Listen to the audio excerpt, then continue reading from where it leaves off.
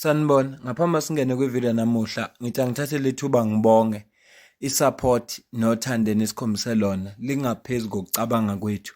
Siyacela niqhubeke nisiphote njalo ngokubuka amavidiyo ethu, ungakhohlwa ukukhomenta, ushare, ulike. Siyafisa ukuzwa umbono wakho. Sicela ke singene kwivideo namuhla. Ngabe uyayazi i-feeling nayo kuya e-police station kunodaba olubika noma uyovula i-case. Ufike khona uthola amaphoyisa khona kodwa awanasikhathi. Ufuna usizo uthi ukhuluma nephoyisa kunokuthi licorrecte kahle ukuthi cha mawuzenza into ethize wenziwa kanje livele likuthathe likubhekisele eceleni. Ngifisa ke sikhulume ngalonto kule video namuhla. Iportfolio committee yamaphoyisa izolo bekunodaba olucishe lifane nalolu lokuthi abantu baya bese ukuziphatha kwamaphoyisa bengaphatheki kahle, abanye suke bengama victim into ethize, ikakhulukazi angikaze ngakubona mina personal kodwa sengike ngakuzwa. Sithi ke isizulu inuka inyama engosiwanga ukuthi uma ngabe kunendoda eshawa mhlambe owesifazane, ngaba unkosikazi, ngaba intombi noma ngaba ubani, uma ngathiwa lo muntu uyovula icala uzophenduka ihlaya emaphoyiseni. Leso sigaba leso nje kukhombisa ukungaziphathi kwamaphoyisa, ngoba indawo la funeka sibalekele khona njengabantu abasuke befuna usizo. Kwi-portfolio committee ebeyihlele yamaphoyisa lapha kugcine kuphikisana. Omunye umama we-DA uthe mabebuza imibuzo wathi laba baya interfere into abayenza bazenza bona amaphoyisa kanti bayi-portfolio committee. So ngifisa ukudlalela leyo video bese ngizokuphawula kwakhe ekugcineni, ngoba isizathu esenza ukuthi thina njengamalungu omphakathi siphelelwe ithemba emaphoyiseni indlela amaphoyisa aziphatha ngayo. Yabona nje mina nje ngokwami personal, mina ngikholelwa emaphoyiseni. Sengingaya khona ngoba ngingena option, kodwa kube bengine option impela mangathiwa ngikhetha i-private security company namaphoyisa ngakhetha i-private security company, ngingacabanganga kabili ngoba ngiyibonile isebenza ezikhathini eziningi. Amaphoyisa ngendlela ekuyiyo namhlanje into aseyenza kangcono. Wabona uma ufuna usiza emaphoyiseni athathe 10 hours ukufika kuwe, kodwa uma kungafoni umuntu oyi-drug dealer noma oyi-foreigner laba abakoleka kubo ethi nampa abantu bangihlasele manje bazobe sebekhona. Treatment yethu emaphoyiseni ayifani, kuya ngokuthi ubani. Uma ngabe uyi-drug dealer amaphoyisa azoshesha ku-attend indaba yakho ngoba ayakoleka kuwe. Uma uyilunga lomphakathi nje indaba yakho ayingena. Ngiye ngizwe kuthiwa fanele kubanjiswane abantu namaphoyisa ukuze kuliwe ne-crime, kodwa uyacabanga ukuthi noma ngingayitness i-crime yenzeka ngeke ngikwazi ukuyireporta ngoba ekugcineni kosuku zolahlekelwa impilo yami. Ngicela uzwe la. Something we are not mandated to do. We do not do investigations, nor can we act as though we are SAPS officers. There are officers with extreme experience within the SAPS, and no one, to my knowledge, on this committee has ever served within the police. Yes, every case is horrific. We all have our own horrific stories to tell. Yes, it's important and pressing to the person who's approached by the families, but it is not for this committee to interfere in a case. There are thousands of cases, thousands, and it is our job to ensure that the SAPS does its job, not that we interfere in any case ever. I would ask that the personal attacks on members, such as the chair, be stopped. He has a job to do, just as this committee does, and I suggest that members focus on that. If the SAPs are failing in an area, it is our job to call them up on it and ensure that their failures are attended to. It is absolutely not our job to interfere in the work that they do. For them to speak out while in the midst of a sensitive investigation would be extremely reckless indeed. And if anyone has information, they should be giving that to the investigating officer, not coming to this committee and saying that they have information. And really, I mean, it's unacceptable. And I would ask that this kind of I've called for a point of order. Information. Sorry, can I continue, Chair? May I continue, Chair? Yes, please continue, Honourable Carla Barnard. Thank you. Tetra, you will be next. Thank you. It really is not our job to do. It's a case of we must stay in our lane, they must stay in theirs, but we have oversight over theirs. And that's our job. Our job is not... your understanding Sorry, of the Chair, point may of I order, continue? Colleagues, I don't understand why I'm being stop interrupted. interrupting. Honourable Carla Barnard, please continue. But Thank Chair, you. we are raising... I really would ask that this committee focuses on the job they are here to do. We are here to ensure that crime is brought down. If it's not, we call the SAPS to task. We ask that specific SAPS members, if needs be, are removed. It is not our job to interfere in the middle of a sensitive investigation that is wildly reckless and could, as the chair has pointed out, have one or other of you end up in court giving information in front of a judge. Oh, where did you get that from? Why did you release it? Why did you question this? That is the sort of repercussion that could happen.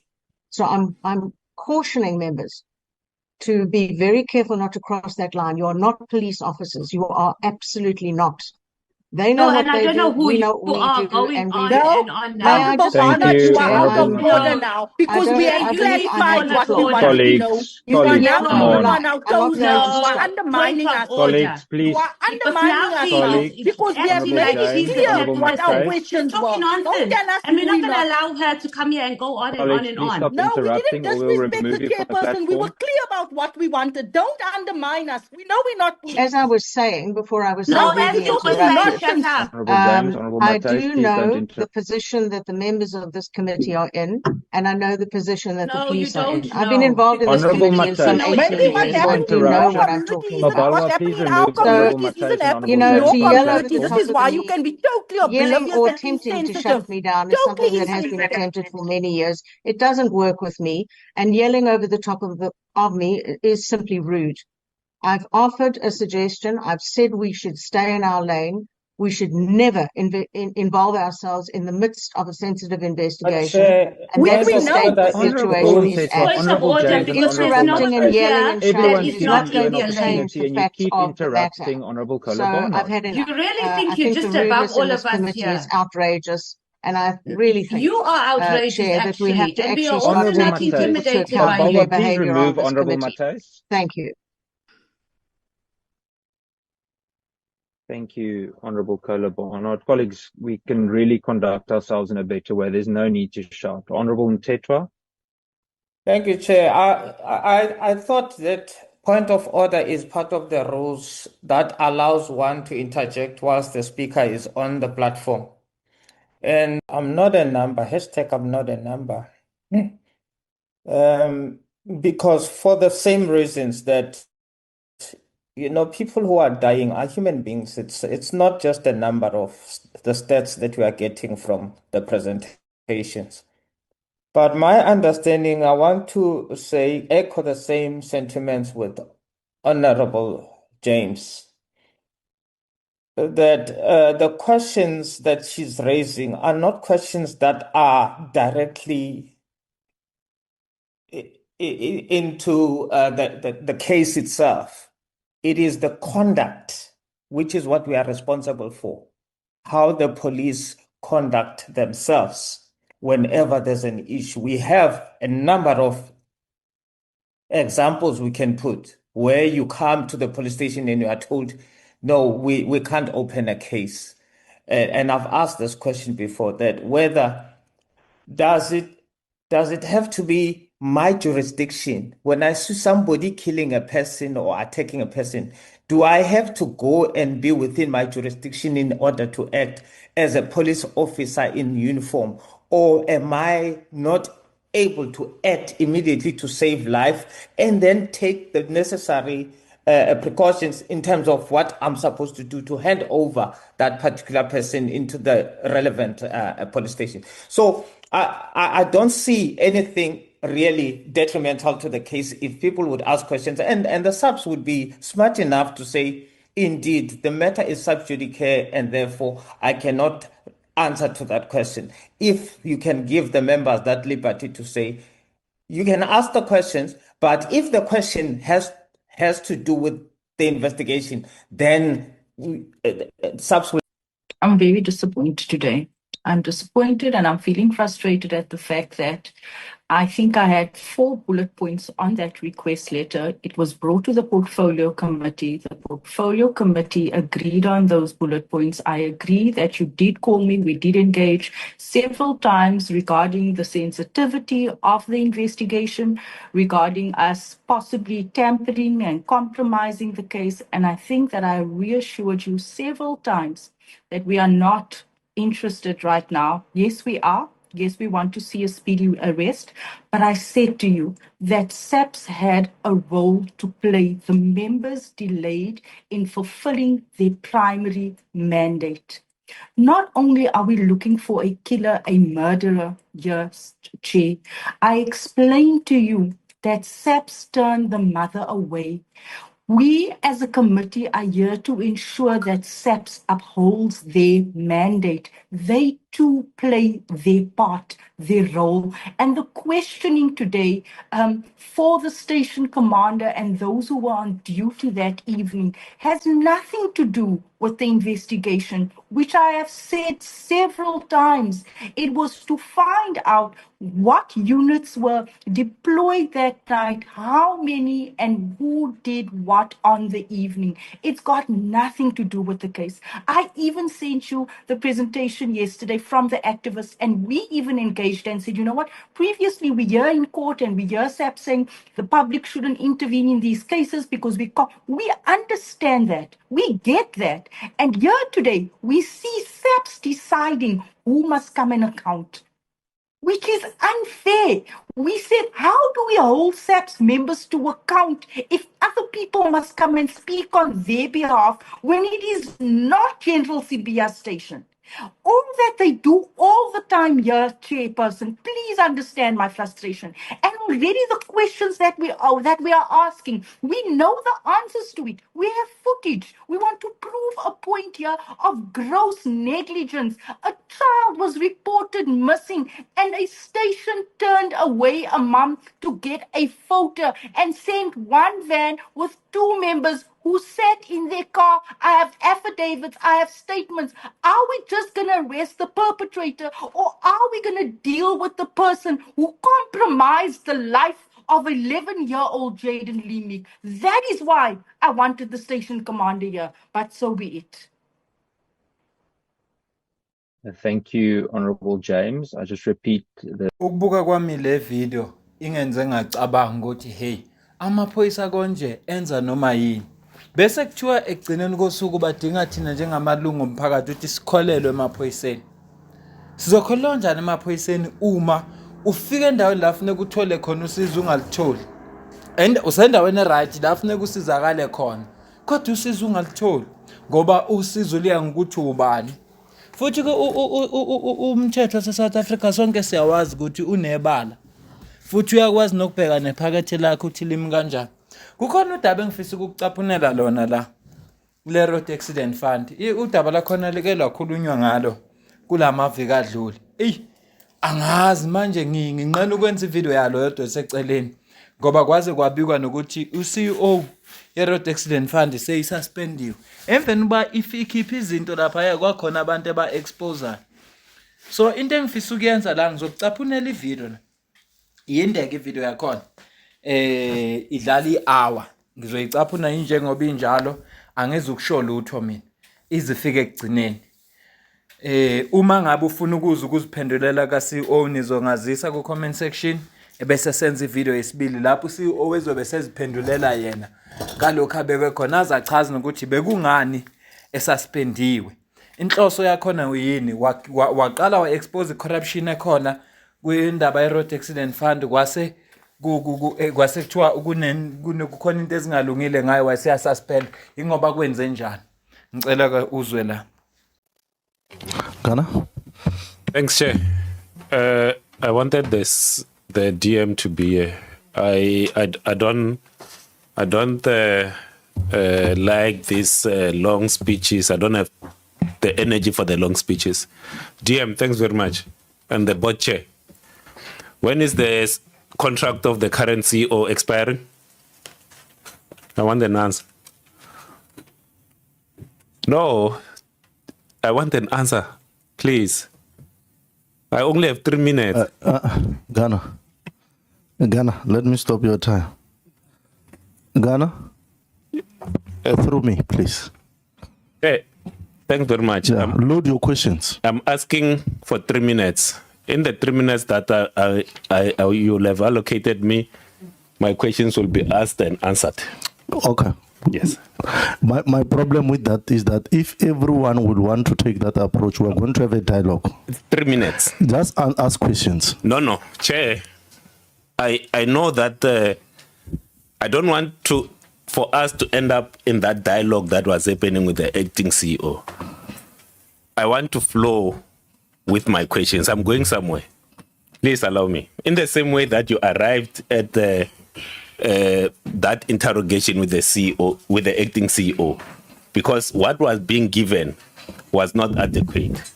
I'm asking for 3 minutes to have a conversation with Raf and the Deputy Minister. I don't think we must move in that way, Ghana. I'm asking. Declined. When is the contract of the current CEO expiring?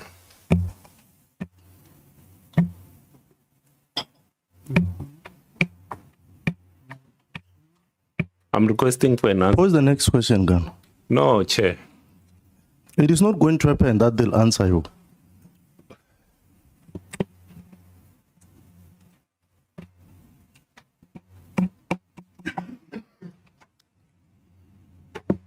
Chair.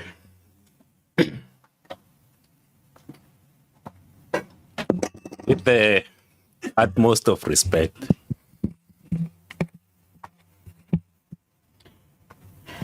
I believe that what your ruling in this particular matter is not assisting us in holding the board and the executive accountable. The reason I say this, Chair, is because when there were none answers given, you could ask follow-up questions. I don't want to come back. I don't wish to come back. And my questions are related to the first question. And if that first question is not answered, then it means that I will be not asked the questions in the way that I want to ask them. You are at liberty to ask questions. I'll allow you to come back. Feel free to come back. How many minutes do I have, Chair? We have 3 minutes, but we'll have other minutes to come back. Let me use 10 seconds and I'll come back for the 2 minute 50 second. Peace. When is the current contract of the CEO expiring? And whether you have or you intend to advertise for that position. I'll come back and finish my 3 minutes, Chair. Very much. Next speaker, it's Honorable Montana. No, it's Honorable Blose. Yes, thank you, Chair. Chair, I don't have much time, and I'm not going to waste my time with the board. Chairperson of the board, did you mislead this committee when you were supposed to come to our virtual meeting last week? Why were you not in our meeting? The deputy minister, you misled him. He gave a report of your absentia in that meeting.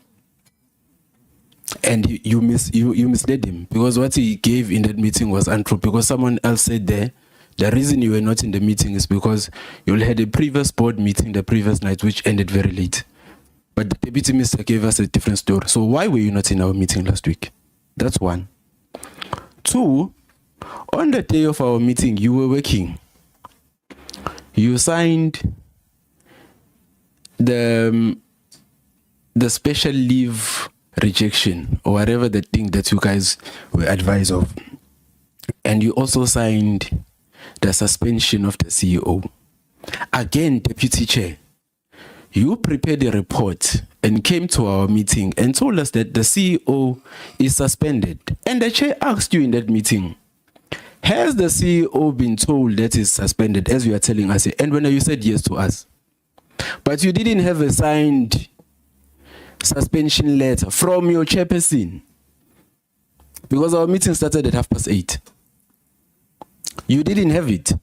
when you communicated that decision. Again, you lied to us. It is a board that keeps making wrong decisions. You placed the CEO under special leave. You were told by a legal opinion that the decision was wrong. But the legal opinion did not tell you to suspend the CEO. Again, you've taken a wrong decision. And I feel that DM, you are interfering with board decisions because you ought to leave the board to do its work. And if they take wrong decision, then you charge them with insubordination. Because this hoo-ha now that the CEO is charged with insubordination because he did not attend a SCOPA meeting. It was a board decision not to attend a SCOPA meeting. And DM, you interfered with that decision. And the board sitting here, I'm asking you, Chair, do you have a resolution of the board to rescind that decision after the Deputy Minister had instructed you? Which meeting? When did you sit a meeting and rescind a decision that you are not, that now, on the instruction of the Deputy Minister, you are now going to attend SCOP? Because now the bulk is placed on the CEO. Okay. Direct question, Chair. Is the CEO suspended for the SIU report? Yes or no? Let's move towards. Chair, I've got 30 seconds. Okay, You Chair. don't determine your own minutes. All right, Chair. DM. The board took a resolution to reappoint the CEO, and they did a 360 evaluation on the CEO. That report the board is not finalized. You have instructed them to go and re-advertise for that position. I don't understand. I don't know if DM, you have got the legislation mandate to do that. Is that not interference?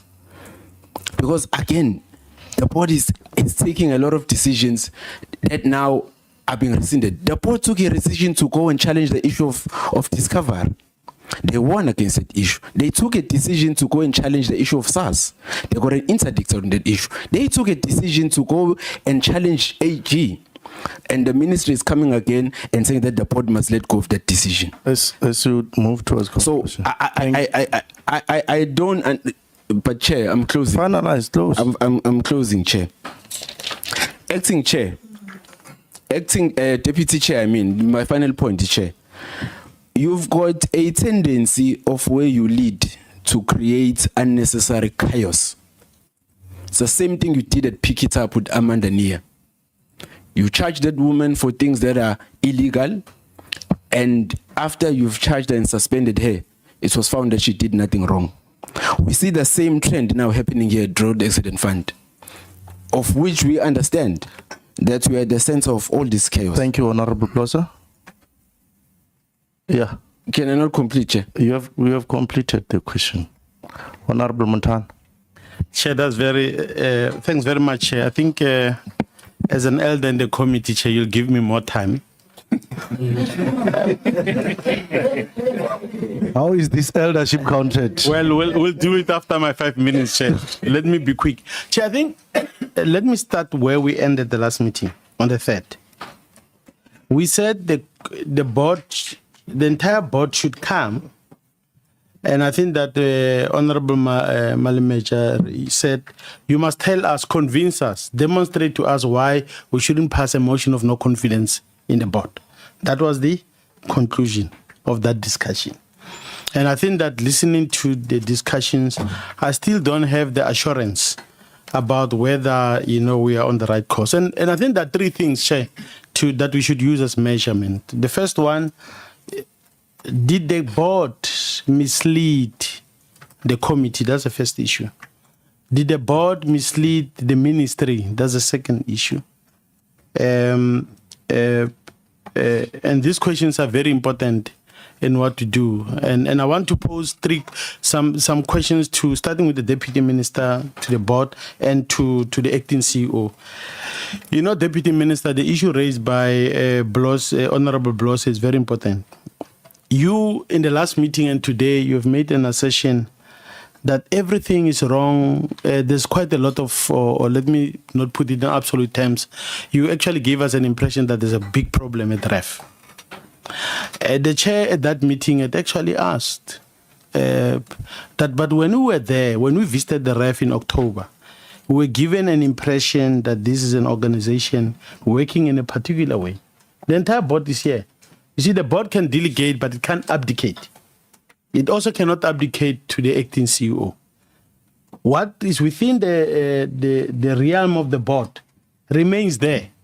So if you come to us, if let's say the CEO, acting CEO, or CFO didn't deliver, you can't say it's a CFO.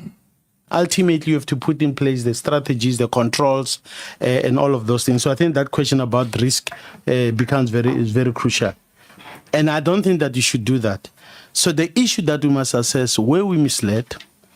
Number two, if the DM says there's a problem with the ref, why is it contrary to the view that was presented to us in our visit?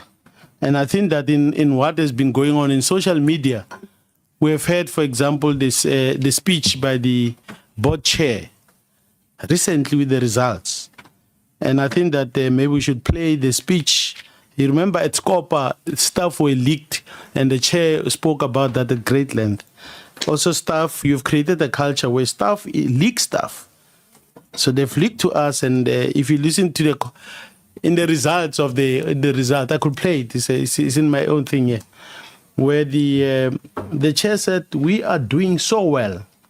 This is such a grave contrast between what the deputy minister is saying, okay, and what we were getting an impression. So it's either the deputy minister has done an assessment of the performance of the ref that is objective, we can look at indicators, or we can conclude that the board misled the ministry in terms of its own performance.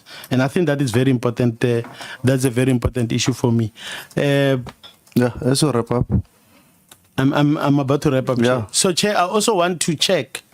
You asked a question at the meeting to the deputy chair whether as we were discussing on that day, the letter of suspension had been given to the CEO, and I think that we got a confirmation.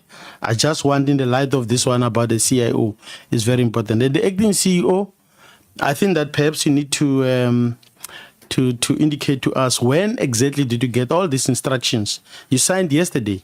I just want to have a sense about all of these things. And Chair, in my last shot is in the light of what the deputy minister said about the board and the resolution on the standard issue.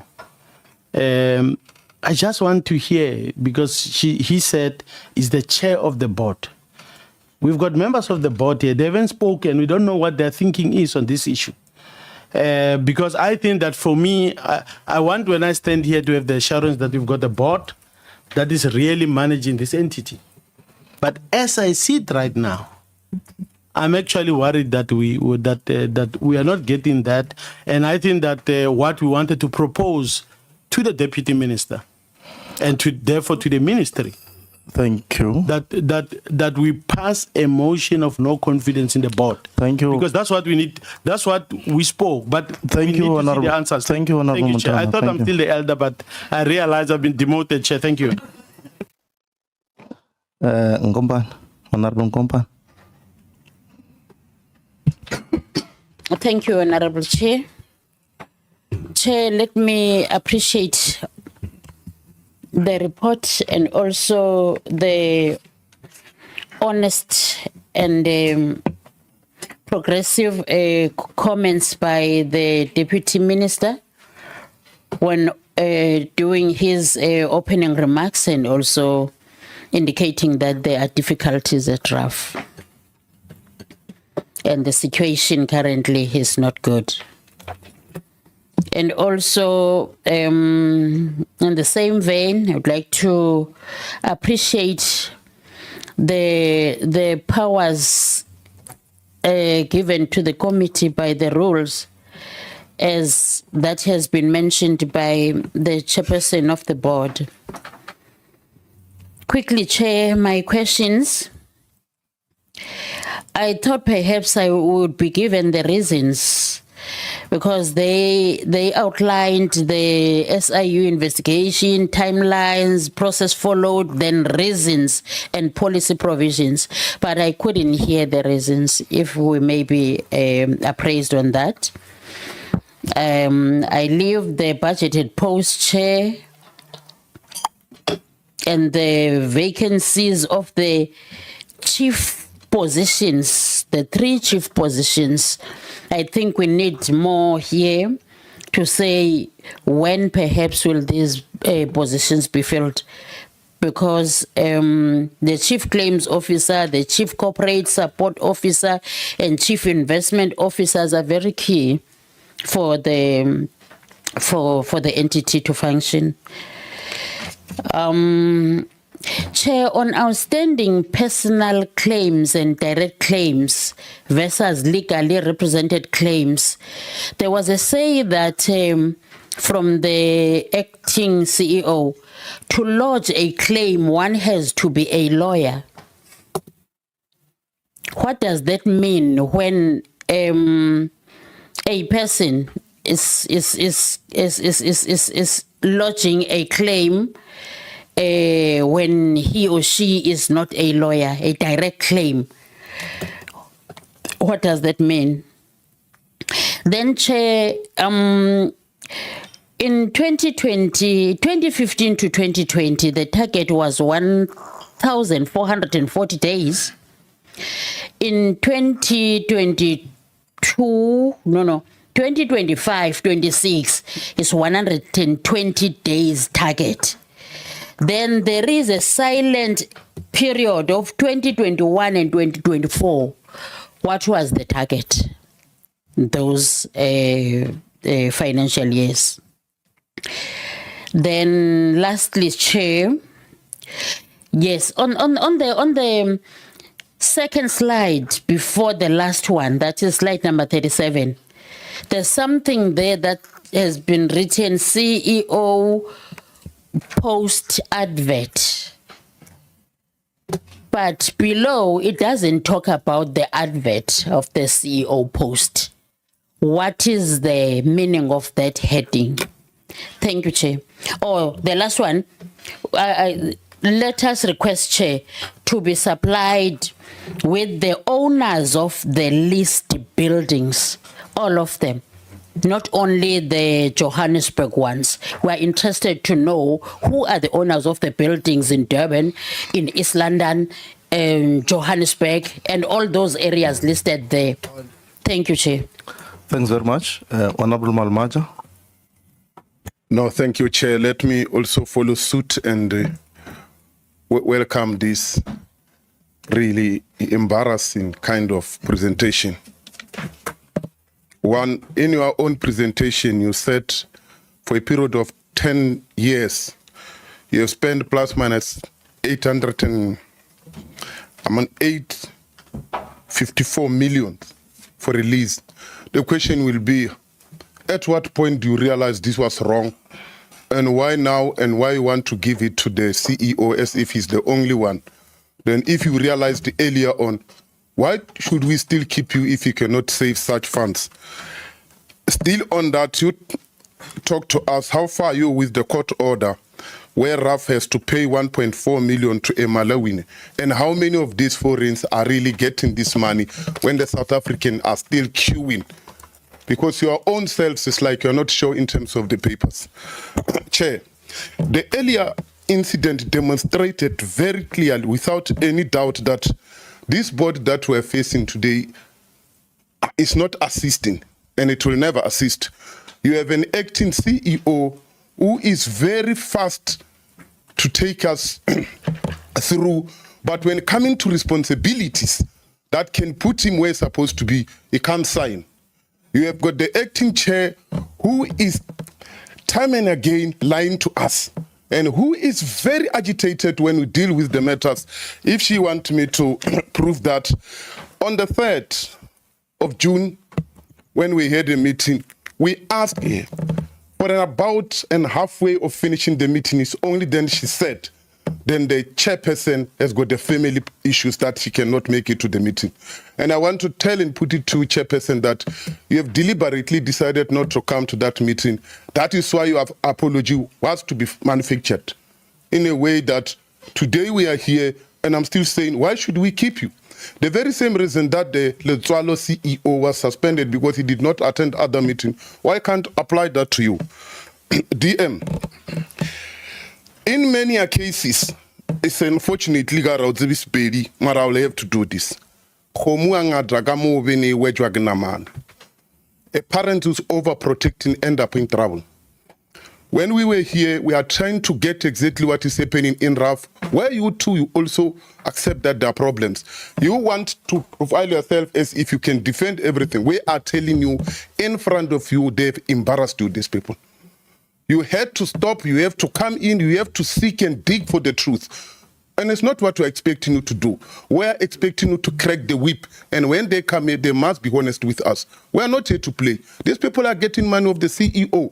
He must tell us everything that we're supposed to do. Actually, it's not by favor. Portfolio committee, everyone who touches anything that has to do with transport is accountable to us. Yourself, the minister, and this board. And if we are not happy with this board, we must tell you that we are not satisfied. We want them here. If we are to put so that the public can know why we invited Mr. Letswalo, it's exactly what the earlier incident by the CEO prevailed, where we could not get exactly the sense of what is happening. Chair, when it suits you, the law applies. Here, when it suits you, the law applies. We are telling you that by the time Mr. Letswalo was sent home and other things, some other papers were not signed. Here again, you are attesting to us that you suspend the CIO without even having a written letter on that. As you conclude, Honorable Malmat. And I agree, Chair, when I land this board, that question hasn't been asked. Do you see yourself still relevant, can be kept by us? Give us the reason why we must not dissolve you. Thank you, Chair. Thank you, Honorable Malmat. Yeah, I think I've captured everyone. You lead the pack once again. Chairperson, thank you very much. At the very outset of this meeting, I indicated that yesterday I had a full-day meeting with the board. I'm compiling a report with the ADG and I'm considering my options. But there's information and issues which are still outstanding. The second point, Chair, I'm not sure of this very grandiose characterization that I'm interfering. The decision of the board to place the CEO on special leave was a decision of the board which they communicated to us. Honorable Blosse is a member of SCOPA, and he would know how I reported that matter. One thing, Chairperson, I'm very clear about is the fundamental difference between interference and interface, and the absolute responsibility that we have to ensure that there's due compliance. It is not interference to tell a board to come to Parliament for it to account to Parliament. What was I supposed to do? Smile and wave and kiss babies? When a board of an entity within my purview takes a wrong decision, which I've repeatedly said that it was wrong, to go to a meeting which he, Honorable Blosse, is a member of. That's the second point. Thirdly, I have a responsibility to ensure stability in entities. The contract of the CEO ends on the 6th of August, 2025. Recruitment processes take a long time. I'm saddled with another entity where we have not been able to appoint a CEO. And that has given me the experience of why it is necessary to make sure that things are done on good time. I requested a full and comprehensive list of the expirations of the CEOs and the boards within the purview of delegations which we have presented to this committee. Now, the minister has to appoint a CEO on the basis of a recommendation from the committee. All of us here who are public reps are elected on a 5-year term. and we go and subject ourselves to the biggest panel there is in this country, the electorate, when that term of office expires, for it to make a determination of what it does with us. Somebody who applied or wanted to apply 5 years ago and did not meet the requirements and meets them now has got a legitimate expectation that when a contract ends, they will be considered if they apply and meet the minimum requirements. Ukhuluma ngo 360 ke and evaluations. If he has that report, good for him. I don't have it. Yeah. What I have asked the board Chair. to do. What is that, Honorable Bloss? Chair, I asked a question in that. So the DM must not say it's my report. When I made that articulation, I asked a question to the board. Do they have a resolution to reappoint, and have they done a 360 evaluation on the CEO? It's their question the board must tell us. No, So the DM must not pack it back to me. I put it to the board. I need a response from them. Honorable Bloss. So it's not my. It's a question I asked. Honorable Bloss, thanks for the intervention. It's fine. You don't have to be emotive on it. Yeah, that's the context, Honorable DM. This question is not. Nonetheless, Chairperson, it's two sides of the same coin. He says that I'm interfering. I'm interfering when I'm asking the board to follow due process, when I'm not implementing the due process. I'm saying to you, Chairperson, if the CEO, whom has a contractual relationship with the entity and his term of office expires and has a wish to continue as the CEO, he must go through the process like everyone else. How is that interference? I say this, Chairperson, because over the weekend there was some tweet about all sorts of manner of things coming from members of parliament. It's saying we have taken decisions that we have not. You see, Chair, what is going to collapse this oversight responsibilities is an outlook to want to be a player in the referee. My only expectation is for the board to ensure, already now we are in June. We have to now ask ourselves the questions, what happens on the 6th of August? Right? And that's why I say there's a responsibility for stability.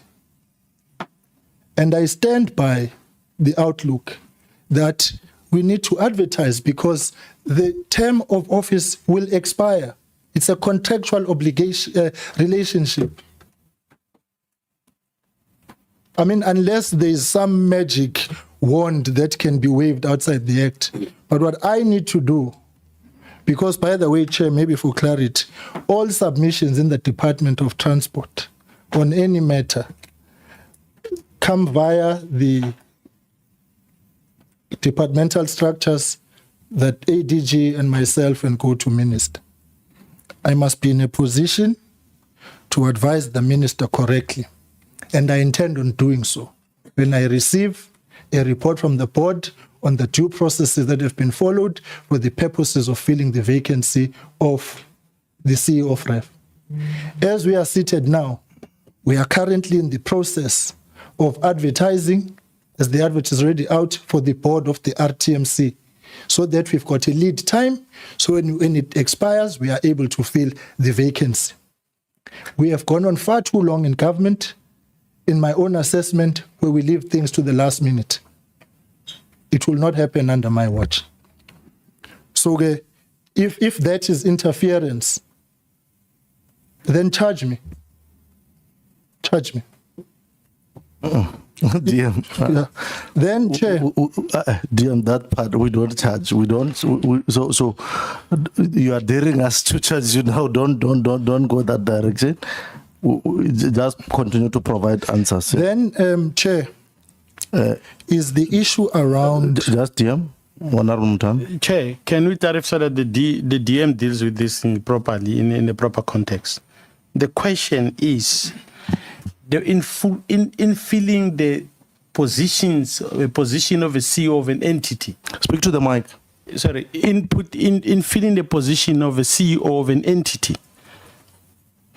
Is that the responsibility of the board, or is that the responsibility of the department? The board comes to a determination. It recommends for cabinet concurrence. So I think that it is in that context that Bloss is raising this issue, DM, not all the other issues that we're addressing. Covered. I think the point is covered. Chair, let me start. Do you still want to say something on it? Yes, because Okay. there's a no. Chair, I asked for a schedule of boards and CEOs. The lead time of the due processes is long. I asked the board to begin the processes of the filling of the vacancy so that when we come to the 6th of August, we have gone through all the processes. We are not to start on the 6th. That's point number one. Secondly, the board will recommend to the minister, and I will ensure that the minister receives that recommendation, and we will take it to cabinet for the minister to appoint. It's the minister who appoints. And all I'm saying is the minister delegated entities to myself, including REF, in the assist of the exercise of her responsibilities. And I am indicating here that where vacancies are bound to arise, we are to fill those vacancies. It's as simple as that. And what I'm saying is that it must happen because there is a contract of 5 years. I've not said I'm going to advertise. I've not said I'm going to interview. All I've said is do what you must so that we can be in a position to fill the vacancy when the time arises. It's elementary, Chair, it's common cause, it will happen. And I'm saying, Chair, in the SCOPA meeting where this matter arose, it was raised in that meeting, the latest developments insofar as the substantive CEO is concerned, who is now on suspension, are quite apart from that.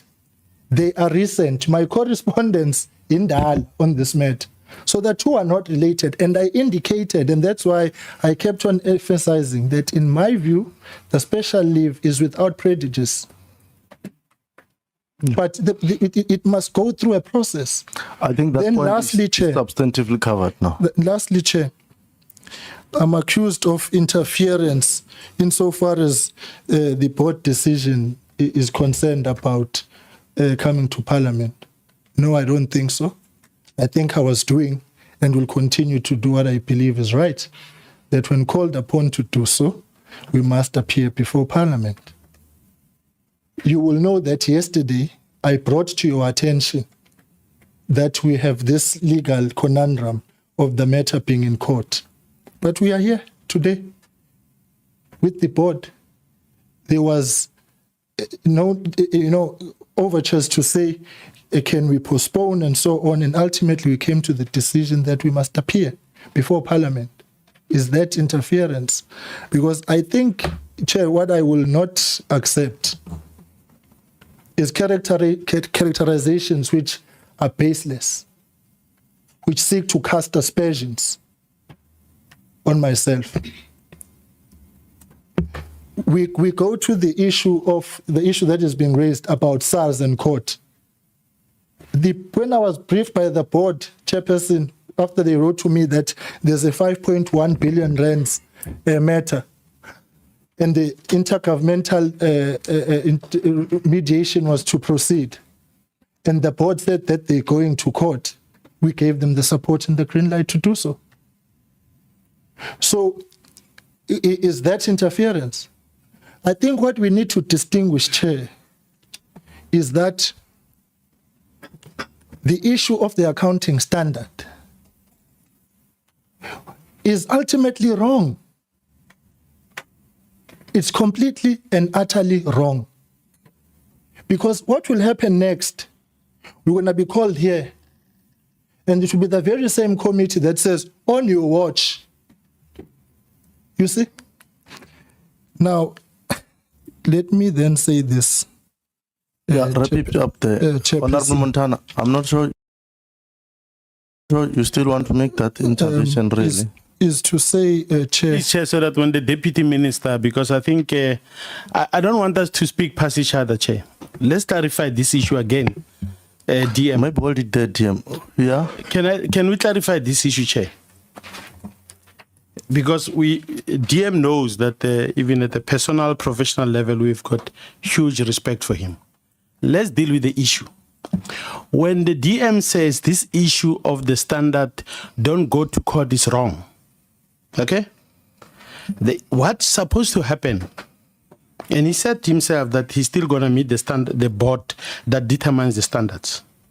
The board must do the work. You see, what he can ask is that the board should stay. Honorable Montana, hold it there. I think you are revisiting the question. What we will do, we're going to allow you a last roundup, because otherwise we're not going to finish. We're going to be intervening on each and every matter. So that I won't speak again. He's captured now. I think he's going to respond to it now, and then we as you wrap up on these matters involving you, DM. Yeah, no, Chair. We've traversed a very long journey on this issue of the accounting standard, and as I've indicated here, is that the board has asked for 21 days. It says I've indicated to you that the board, there was dissent to the extent to which the court papers, I'm advised, ended up being signed by the CEO to go to the Concord. So, and the position holds to say the AG has made a determination. The ASB informed Parliament. You can pull out the records. Informed this institution, the Office of the Accountant General, National Treasury, the previous scoper, on the basis of outlook on the issues. Now, what has ultimately happened is that the board has arrived at a determination to say they want 21 days. And we've granted that 21 days in an outlook to say, how do we, in a responsible manner, facilitate the withdrawal of the court action and apply the standard as it is now, at the same time find an appropriate standard. But above and beyond, it goes to the issue I've raised before. We are in the process of a legislative review, and we are en route to bring a bill to Parliament on the issues of the road accident fund. So that now, lastly, Chairperson, what Honorable Malmacha says is absolutely correct.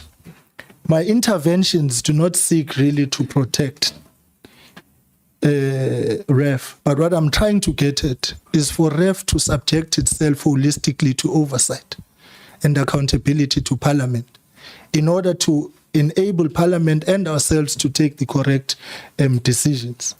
And that is the start and end of it, Chairperson. And we will come back to the House on a roadmap that we will develop.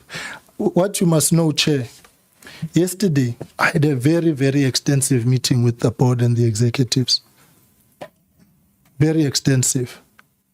I am still seated here, settled with the fact that there are whistleblower reports which have come my way, which have come the way of Scopa, which completely and utterly change the outlook about their issues and affairs at the REF, of which now I am trying to have them tested correctly so that we can apply the applicable remedies to it. Issues around corruption, maladministration, misrepresentation of facts and information submitted to Parliament.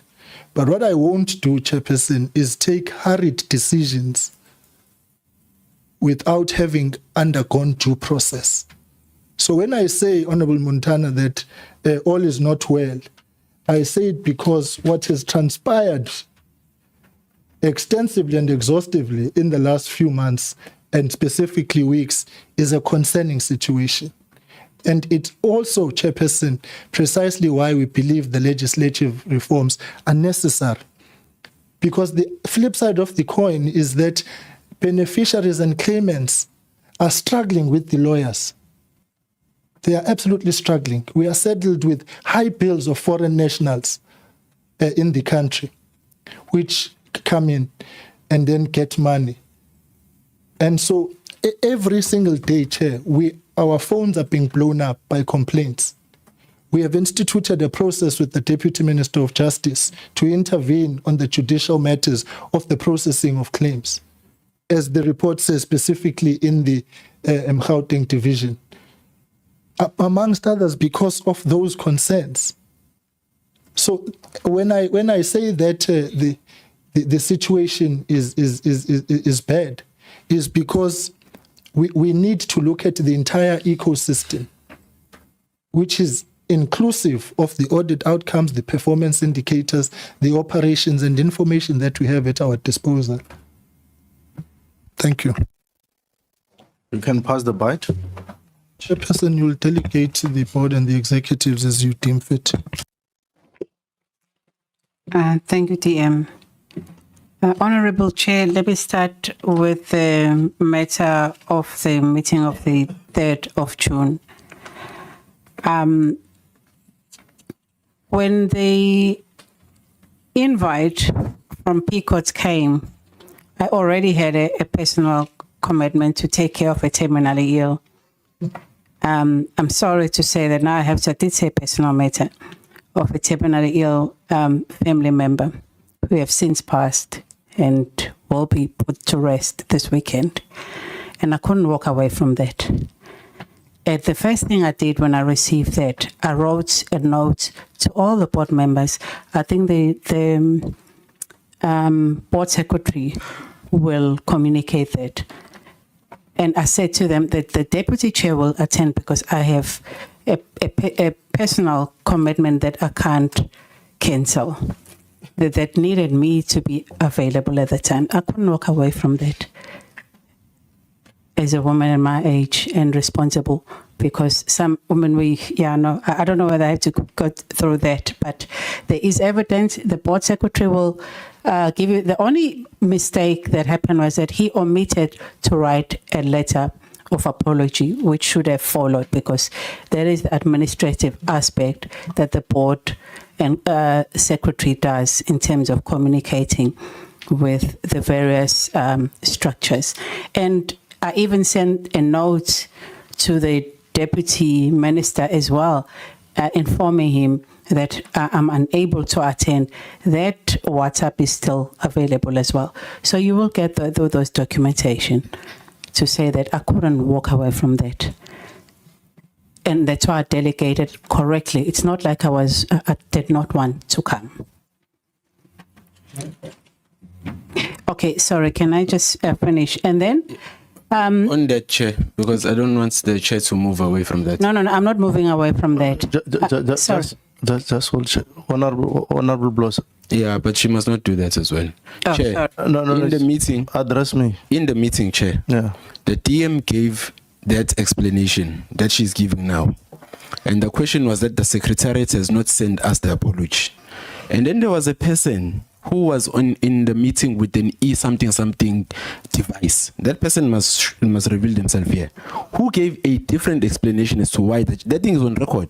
They said that last night we had a board meeting that ended very late, and because of that, that's why the chairperson is not here. It's on the record. So they must confirm to us here, because that's what I'm disputing. Yeah, it's noted. I think they'll come to that. You'll have to deal with that. Yeah. Yeah, Chair, what I try to explain is that maybe two contexts. The chairperson of the board is right. In two instances, when the special meetings of the board were held, she actually communicated. That will actually be provided to her in the minutes. So what I was simply saying is that is in terms of my liaison with the secretariat of the PCOT. So what I was simply saying is that because the meeting of the board ended around 11 o'clock, I could not get hold of the secretariat of the PCOT actually to communicate the apology. But I said to the members to say that in future that particular deficiency will be addressed. And we've actually addressed that because Chairperson, already a day before yesterday, we communicated 2 apologies to the secretariat of the PCOT. And I apologize for the late communication of the Chairperson's apology, Chairperson. That is the matter for the record. So it's something, it was the board secretariat of the RAF. Thank you very much, Chairperson. Okay. You are fine now, isn't it? Yeah. Chair, you can get out of that one. I think it's clear now. Thank you, Honorable Chair. And Chair, the second matter regarding a possible lie, the fact that I stated that the RAF is performing very well, that is on record and audited. From 2019-2020, the RAF recorded 57% in performance of its APP targets. Last year, we recorded 84%. No, the year before that, which was audited. And then this current year, the 2024-25, it's sitting at 85%. That is the unaudited performance results. From the time the 5-year strategy started, all the performance record of the APP have been audited by the Auditor General. So those numbers are factual and correct. The only year that hasn't been, that is currently undergoing audits, is the current year, which is sitting at 85%. But all our performance, our APP performance record have never been qualified by the Auditor General. So that is a matter of facts. There's a difference between performance and misconduct. Most of the issues that we're dealing with now relate to matters of misconduct. But a person can perform, and then there could be areas of lapses in conduct. So I think those are 2 different things. So that wasn't a lie, it's a fact. You'll see the unaudited APP performance is sitting at 85%. And it's also on record that this board actually put almost 50 billion in the claimants' pockets in the last 5 years. That has never happened before. In terms of bringing in efficiencies in the processes. We've taken a lot of money out of administrators and put it in the hands, in the pockets of the claimants, who are basically our core in this organization. That has also been shared over the years in terms of progressively the savings and the claims payments numbers, over the 5 years. So again, that is undisputed numbers that in terms of the performance of the organization. Yes, we've accepted as a board that there's a lot of challenges still existing in terms of, dealing with certain matters of in the RAF. We accept that, and there are, we basically are looking at it with open mind and also putting in new strategies to deal with those things. And matters that we can fix immediately, we're doing that. I mean, with the current positions, we did say to the acting CEO, please, we gave him 4 months to fill the critical executive positions. Then we said the vacancies, fill them temporarily with experienced people so that there is no gap. We're not looking for challenges now that you have people acting but they don't have the competence and the experience to do that. And he has, even including the head of legal. The head of legal was there. It's just that the person was not given a proper acting appointments, but she has been working in that environment. So we've been very clear. Even the matter of the acting CIO, when the matter came to us as a board, we commissioned the REMCO subcommittee to go and do a preliminary review on that, and they came back and confirmed matters of misrepresentation, non-disclosure of critical interests that really confirm integrity issues. And there's additional, substantive matters that came out of that. That's why the board, after following, also getting legal advice on that one, took that decision to place him on suspension. So low-hanging matters that the board could actually deal with, we have been decisive in terms of dealing with those. Thank you, Chair. I think the CEO will deal with the operational matters. Thank you. Yeah, thanks, Chair. No, Chair, I just need clarity. Who's going to deal with my question of the reappointment and evaluation of the 360? I'm asking because now it's passing to the CEO, so who's going to deal with that? Because that's a board resolution. I specifically asked about it. You would have realized I've not even agreed that you must speak. And I don't think that's fair for the meeting, because if you were to do a follow-up, you would still do follow-up on that question. I don't think now you are being fair to the meeting, Honorable Bloser. But perhaps if you could quickly deal with that, Chair, so that you can pass the bite when we've exhausted that. Honorable Chair, I did state that I can't answer questions that affects the current case. But what I can say is that once the court papers are out, probably by the end of this weekend, some of the answers will come through. I mean, members will be able to read those court papers. But I can't. Thank you. Yeah. Thank you. So you answered on that part. The matter is sub judice. See you. Yeah, thanks, Chair. I think the first question specific question was from Honorable Montana around the timeline around the CIO. I think I am not going to make the mistake and detail that.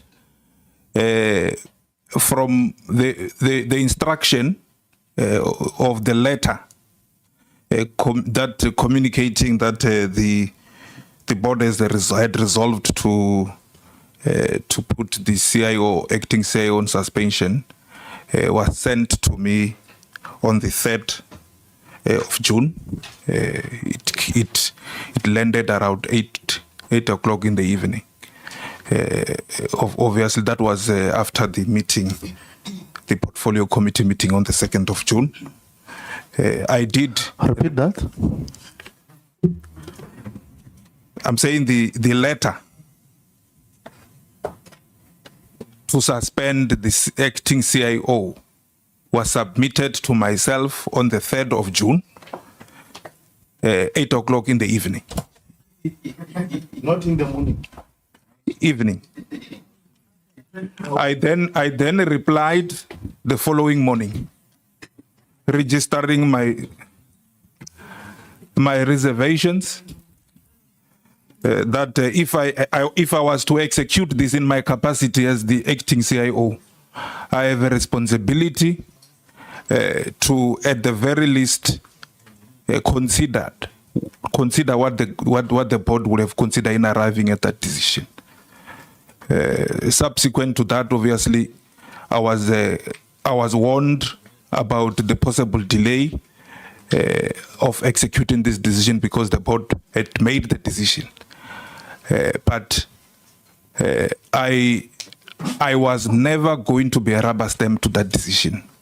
That was my position, and it is for that reason that I decided to apply my mind to the matters until I received the file, did my own assessment with the internal ER within the organization, and as I indicated that in the circumstance, I will be a charging manager who must appear before the CCMA when the matter unfolds. So I think that's the position. And if obviously that assertion is considered insubordination, I'm prepared to face that particular charge, because I don't think I'll do it any differently. If it happened in the circumstance. I made the point that when the announcement was made, when the presentation was made to PICOT, we received it and we received the announcement together. This acting CIO was sitting with us in the boardroom. So it can't be correct that to expect that then you must then consequently just sign the letter, and therefore if you don't sign, then it becomes a problem. So I think I just thought I should address that. But in terms of the others issues, I think there were just two other operational issues I think that were raised around the specific targets and whether or not the 120 days target, when did we start implementing it? I think we started implementing the 120 days with the strategy 2020-2025. I think the 1,400 target I referred to was in the previous strategic plan of 2015 to 2020. I think that's the main issue there. I've seen your hand. You'll come in. Yeah, you can come in. You'll come in later on. Yeah. Maybe before you leave the platform, just for the purpose of record, as acting CEO, do you sit in the board? Yeah, all these meetings that have been referred to were special board meetings, in camera board meetings. So ordinarily we sit in open board meetings, but not in the in-camera meetings that we're discussing, amongst others, the issues around the CEO appointment or suspension. Okay, sure. If you can come in. Yeah, Chair, with respect, I wish just to place on, I wish just to place on record, Chairperson, there seems to be a confusion. If you go to Hansard or check the presentation that was made by the Vice Chairperson, this is the Vice Chairperson said that the board recommended, not resolve. Because the understanding of the board at the time is that in terms of delegated powers, the decision to actually implement lies squarely with the Chief Executive Officer. So, but I just want to put on record, Chairperson, to say at the time it was. You must assist us, Secretary. Yes, Chairperson. Yes, Chairperson. We are very normal. We know what the chair said, and she did not dispute what she said. She said the CIO is suspended. Yeah, and she confirmed that. Yeah, I don't know what you are trying to do now, Honorable Ghana. So I will have asked, Chair, in my line of questioning, when did the acting CEO get appointed? Which meeting appointed the acting CEO? Chair, if I the chair is just walking in. We appointed the acting CEO on the meeting of the 27th of March. No, sorry, not March, May. Sorry, May, 27th of May.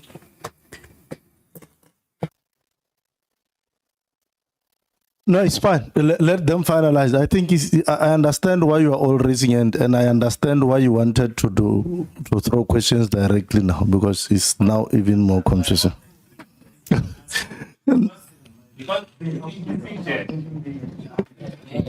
The manner in these things are sequential, and if I speak for 3 minutes, then there's no sequence. Because what you'll start realizing, Chair, because now I'll ask the CEO, I don't know who answers this question, to say, in the EXCO now, at the time of appointment, how many people will have qualified to have been a CEO, considering the number of acting positions at the EXCO level? And at the moment, how many at the EXCO level of RAF are actually not acting in their positions? And you'll find that there are like 2 or 3. You have an EXCO that's acting. Now, if Chair, where I was going to go to, in that response around the board, the delay in the acting, what do you call, implementing of the decision. Let's say the board decides that the acting CEO has its insubordination. You use those words. Then you start to realize that you are running out of people to act in acting positions. That's where you are getting to. Because like if you look there, it's all actors. Okay. And Chair, as a last, maybe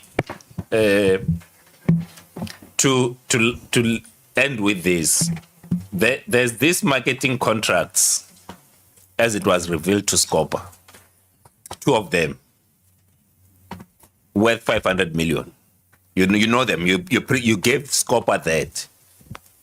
Who will have been the person that signed those contracts in this whole acting? Because I don't know who's acting where now.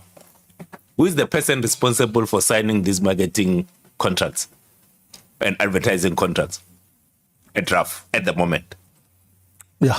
And what's the level of vetting? So as a last, when someone is appointed to an acting position, what level of vetting is done? Because that acting CIO, it's clear that there was no vetting. And it's these acting positions are used to say, no, you can come act, there's no vetting. We'll only vet you when you are appointed full-time. As a result, you've got positions that remains vacant and there are people acting for a long time because there's no vetting for actors. You were following up. Let's leave it there. Let them answer. I've seen your hand, Honorable Mabena. Then you can then follow up. You were passing the bite, but there are supplementary questions that were relating to that. I'm not sure whether they are going to the board or they're going to yourself. I can't see you there, but I saw you wanted to intervene on some answer. Yes, Chair. Thank you. Good evening, members. Chair, I just wanted to answer on the issue of the foreign claimant. That is a Malawian claimant that's claiming the 1.4 million. That's Modao case, and we've appealed it at the SCA. That's part of our issues to say that we need legislative reforms in terms of payments of undocumented foreigners that we're busy with. So it's at the SCA. Secondly, Chair, I just wanted, because the issue around who signed the papers to the Concord with regard to the AGSA matter, that there was a dissenting voice in the board meeting. I would just like the COSEC, as the keeper of secret and knowing what really happened at the meeting that we are all in, to that just make it clear to the members here what had happened at that, because there was no dissenting vote there in that meeting. So the COSEC to please just clarify it in terms of governance-wise. Thank you. You're part of the board. We were in that board meeting as executives and the board deciding on what's the next step in terms of are we going forward with the AGS matter or not. So I'm not part of the board, but the executives are invited to board meetings. So we were there when the board made a decision on this matter. DM, but do you see what we are now subjected to? Chair, you see, Chair, yesterday, amongst others, this is precisely, maybe let me be this candid so that I don't have to come back again. We are settled, Chair, at REF with the following. A divided board. Okay. We are settled with sharp differences on issues, and we are settled with the board and executives whom no longer, in my opinion, work well together. If I were to use a political term, I would say factions in the board about in REF as an ecosystem, board and executives. I used the term earlier on, uktibelan, and how I put it in English. And this was very clear yesterday. That is, and this is why I keep probing as I do. So that it's clear what you see. Let me, the Scopa meeting was a similar scenario. It's accusation and counter accusation. So that's the bottom line. And I don't think it needs to be said because it's categorically seen. No, it's fine. So I just wanted that intervention. Let me then say this, Chair, on this issue. The Secretariat and the board can take you through the sequence of the issues around the Concord. But yesterday, yesterday, the issue of the papers was put to me by the board and the executives that the chair didn't sign. And she indicated that she didn't agree that we should continue. Manje, if that's not dissent, then what is it? This is ultimately. So you are equally picking here with us now that there was no dissent. I'm saying to you, Chair, yesterday, I was informed.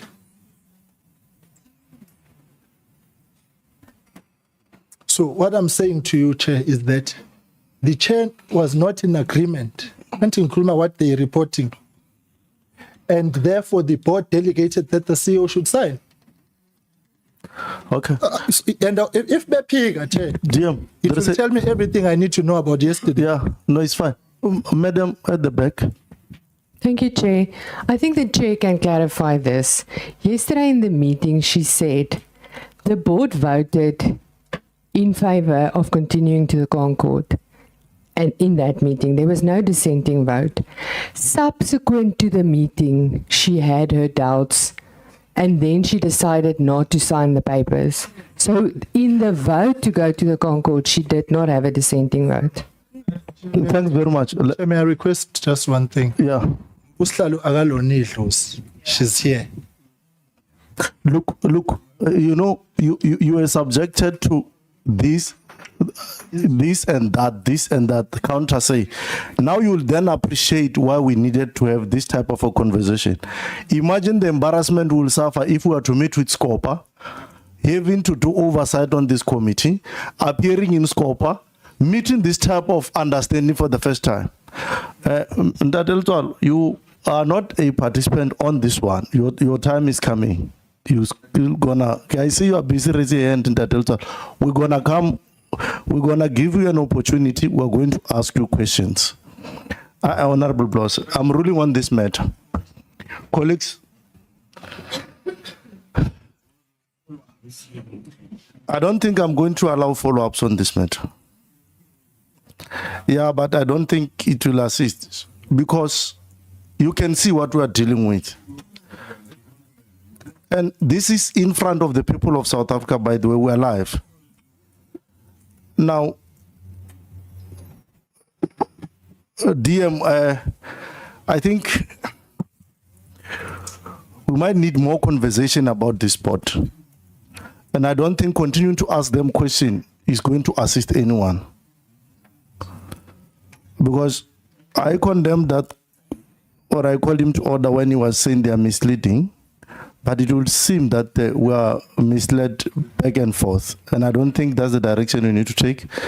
I think perhaps in as far as answering from the board, we must leave it here now. And then, but let me not suppress Mabena. You had a question, Mabena. My fear is you will still be taken forth. Someone will answer and someone will counter. But let me allow you that opportunity because I have suppressed you way too well. Hey, Chair, I don't know, like, we are very different today, like, we are definitely, I don't know, maybe I must change the soap that I bath with, eh? It's different, like, honestly. You are suppressing me. I think, yeah. But here is the question. On the issue of vetting again, someone that is acting is not vetted. And then we said also that there is ongoing vetting that is currently happening. Here is my question. If the current vetting process comes back, says A, B, C, D have failed the vetting or their vetting was not successful, and they've been exposed to state secrets without a security clearance, who ultimately must take responsibility in terms of that? Because that means you would have exposed the most sensitive information to someone that was not vetted. And the thing that we are saying, that there is a vetting that is currently ongoing, and I believe that the vetting also is quite extensive to other executives. So now all of those people, and we've got so many acting chief executives at the C-suite level, and all of those comes back and says none of these people. I'm not preempting the process, but I'm saying as a risk mitigation strategy at a board level, we spoke about here that there's a regard that is there at board level. What then do we do at that level? Because someone that was acting would not, you might not be necessarily be in a position to even hold them accountable if it comes back to say that they failed the vetting process. Thanks, Honorable Mabel.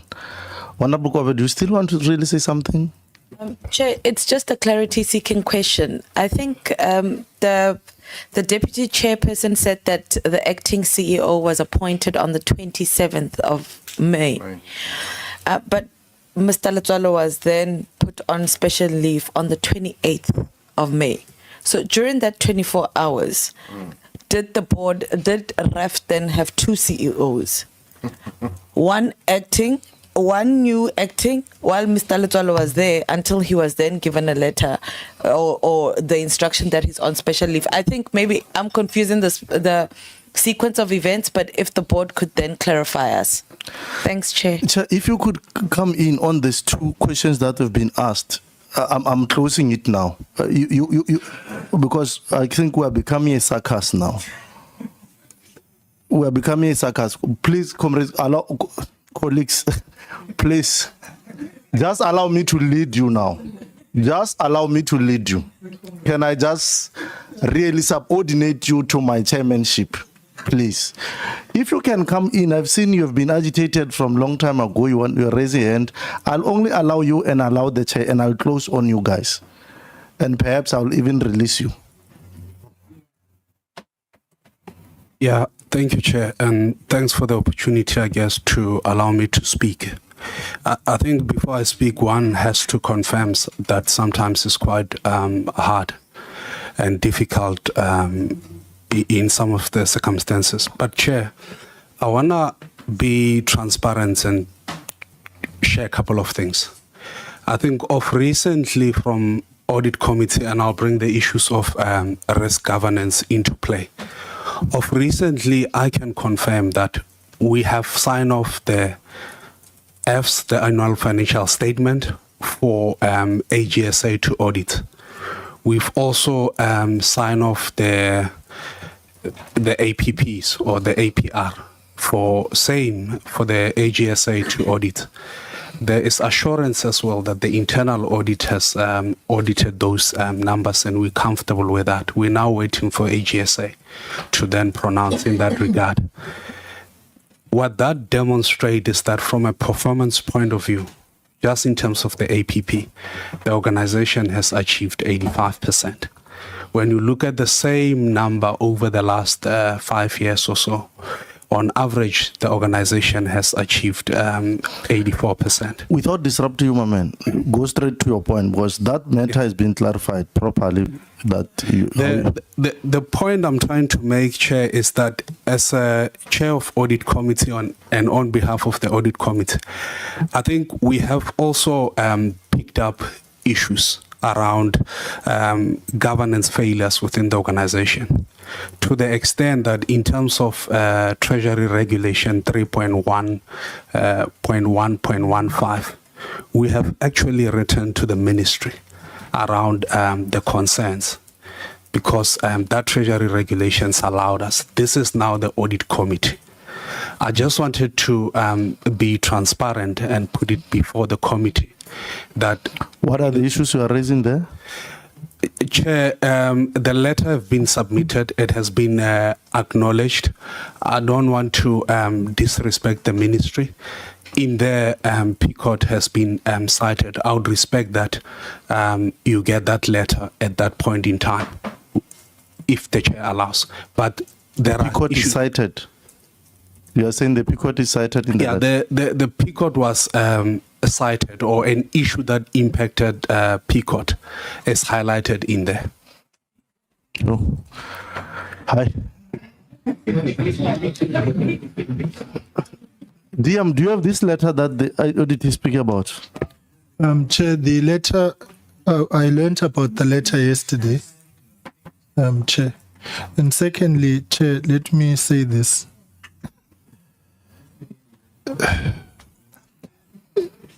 I want to indicate this, Chair, when I speak about the ecosystem, and make an example and say the Department of Safety and Security here in the Western Cape gets a clean audit.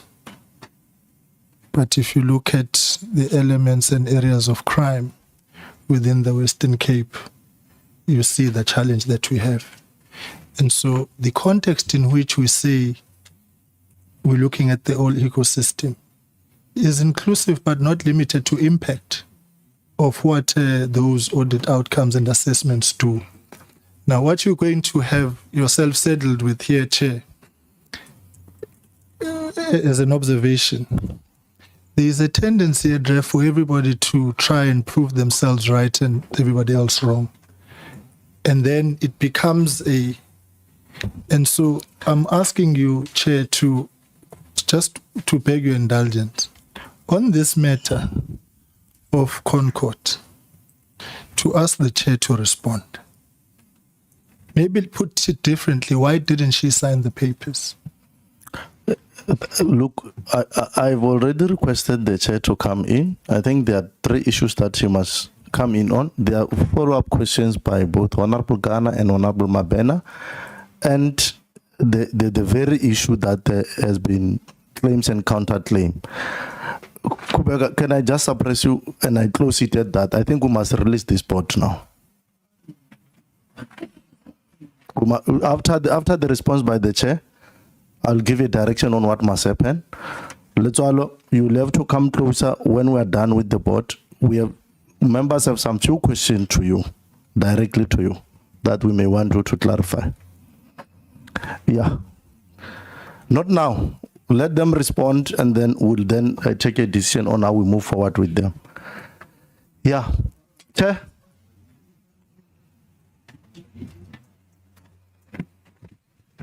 Thank you very much, Chair.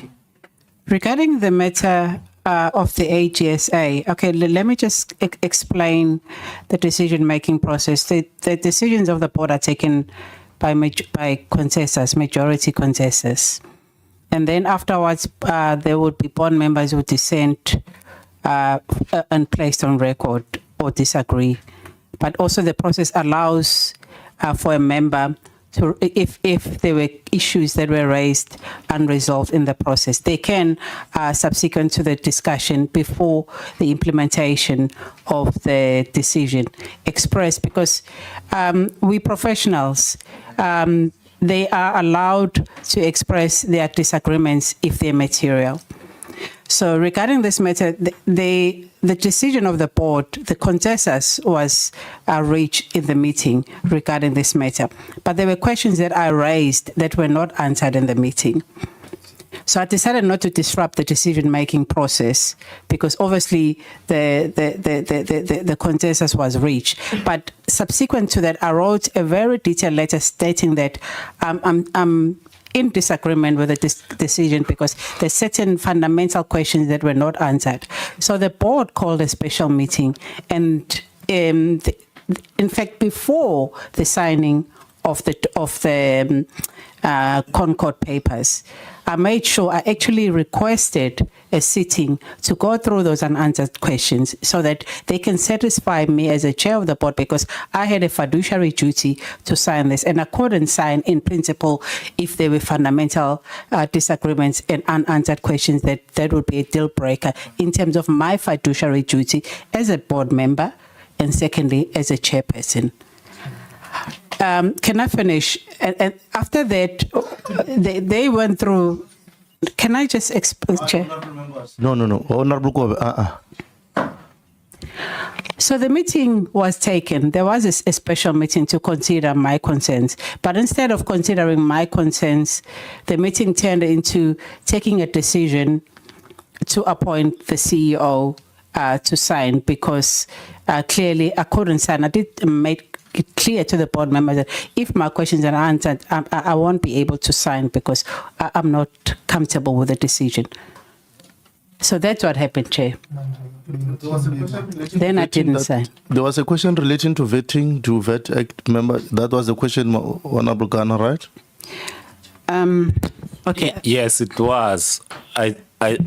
So I'm saying there seems to have been, and this continues, that people are appointed in acting positions. Because if they are acting, then there's no need for vetting, because you're appointed today. I guess on the 27th, when you're at the board, the acting CEO didn't know that it's going to be the acting CEO.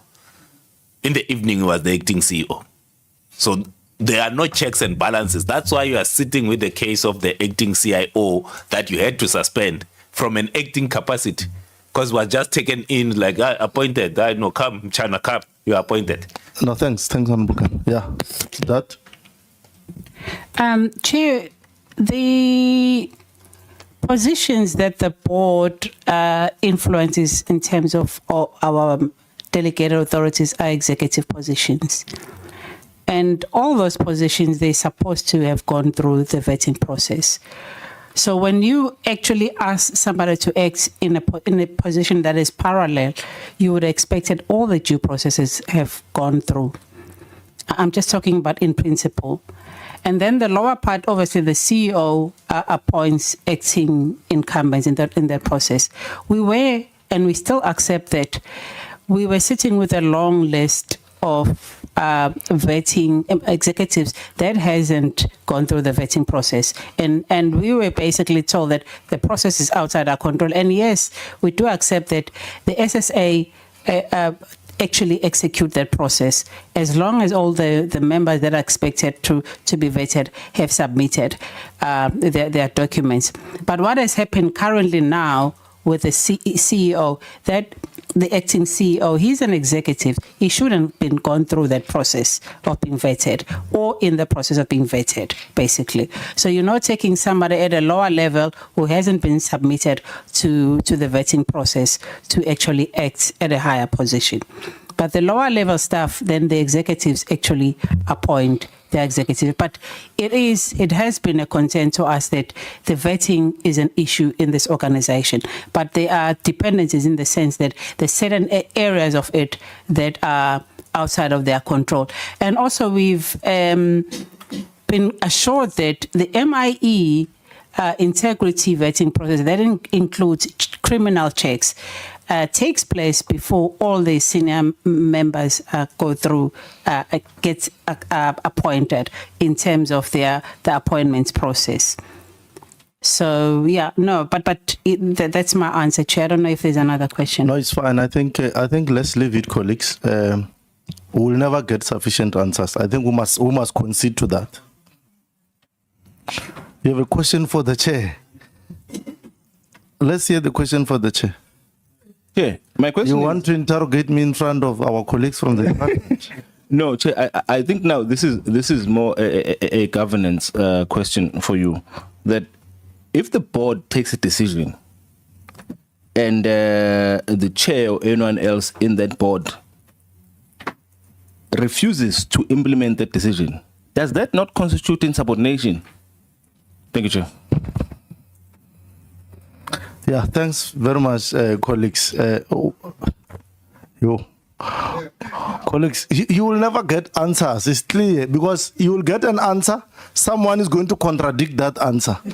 So it's not necessary, colleagues. I know, Honorable Montana, you are bending, you are itching, but I think we need to make this determination. Honorable Skwamba. Can I just put one sentence to you, not to the team, Chair? Because it's proposal from my side. Chair, let me say in one sentence, because he's talking about governance. But I don't think that the issue the chair is answering It has to do actually with the very existence of the REF in terms of the financial implications, the impact on the financial statements of this company. So this standard issue is not a small issue. It has to do with the very existence. Yeah, thanks, Honorable. Yeah, thanks, Honorable Montan. Chair, mine is just a proposal because I can see that bad things are happening here at RAF. There's genocide here at RAF. So that's a big word. Yeah, and then now I want to suggest, Chair, because I overheard your comment that you are actually pushing or you are forced to chase these people so that we can have Mr. Litswalo alone so that we can ask him questions alone. But I want to propose that let's rather ask Mr. Litswalo questions in their presence so that they can lie while he's here. No, colleagues, the chair has never been inefficient or ineffective in terms of guiding this. No, I'm not suggesting that. I note your concern, yes, but allow me to rule. Thank you. This is what's going to happen. We are not here to conduct a tribunal. We are here on fact-finding process. Therefore, we're going to have our own session with Mr. Litswalo. What has assisted is that he would have heard everything that was said here, that in case you are to ask him, he will still exercise his right, by the way, on matters that he feels that a sub judice he may not want to divulge here, just like they did. But I don't want to create a situation as if we are pitting the other against the other. That's not our responsibility. Our responsibility is to get information from Mr. Litswalo. I think I must clarify that to the record. So we're going to afford that opportunity. I need to take this opportunity to thank the DM for having created an opportunity for these colleagues to come here and account. Had you not brought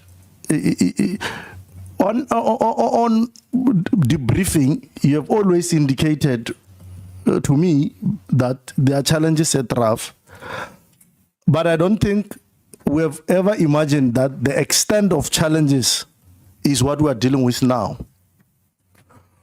I must be blank and honest. Where I'm seated, it may not be in my terrain, it may not be my province to make that type of a judgment. But there's a total governance collapse in RAF. At least at that level. I'm convinced. I don't want anyone to convince me again. There is, to the extent that even the DM acknowledges that they are what would use the phrase of factions at the governance level, it's a problem. And I really wonder to what extent that you even subscribe to the King's Corporate Report, the King's Code. I don't think you are even closer to that. But look, we appreciate the fact that you came. To the extent you could, you did answer. And to the extent you could contradict each other, you did.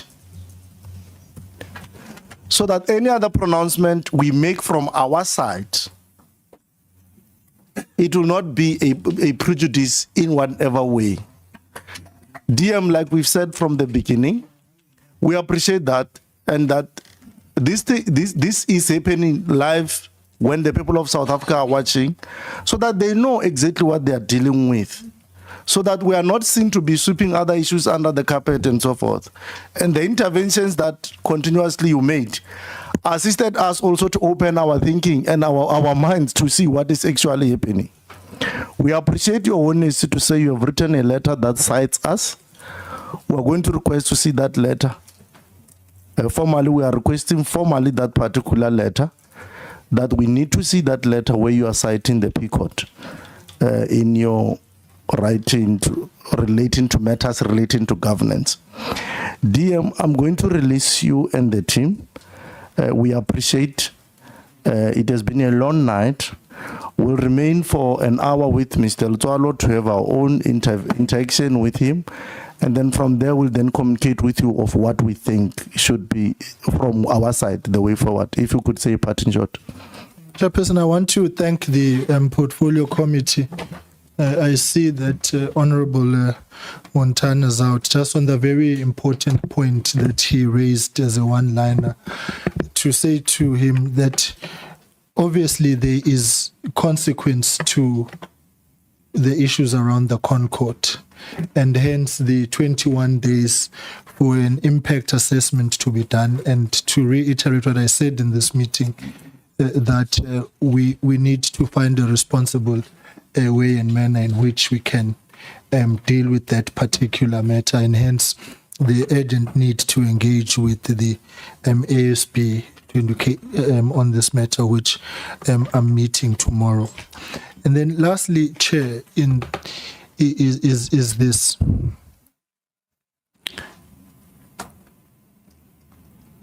The challenges which we are currently experiencing at REF obviously require a collective effort from all of us.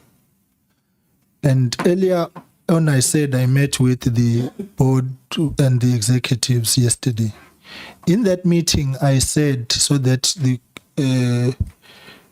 the committee can take comfort, we are here to point to where the challenges are, with a view to then take informed decisions about the future and direction of REF.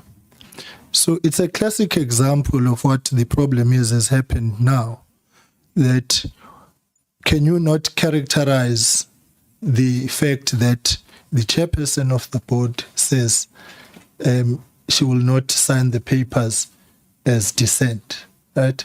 But what happened in this meeting when I said that? There was a direct contradiction from the executive. That's not what happened. Just before you hear, just now. Because I don't know what else it is. When the chairperson of a board dissents, and then you want to contradict me here. So it goes to the heart upon which REF continues to present information. And I'm just wanting to issue a warning to the executives in your presence. Disabuse yourselves of this tendency.